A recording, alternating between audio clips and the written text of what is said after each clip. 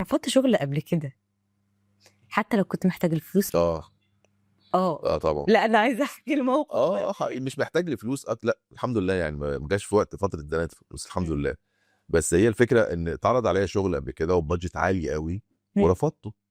وكان في وقت مثلا كان في قنوات بره عرضت عليا مشاريع وشغل ان اشتغل معاها، بس الكونتنت نفسه كان مخالف للقيم عندي، وكان ما وافقتش عليه طبعا، ما وافقتش عليه. يعني اي حاجه مشروع هيستخدم في صوتك في مخالفه لمبادئك ولوطنك و... ومبادئك، لا. لو ملايين يعني لا، بس في الاول والاخر دي هتبقى حاجه متسجله بصوتك انت، يعني هتندم عليها بعدين. طب وليه؟ حتى لو انت محتاج فلوس يعني الحمد لله، يعني ربنا بيبعت يعني، لكن ما تحاولش تدخل في السكه دي.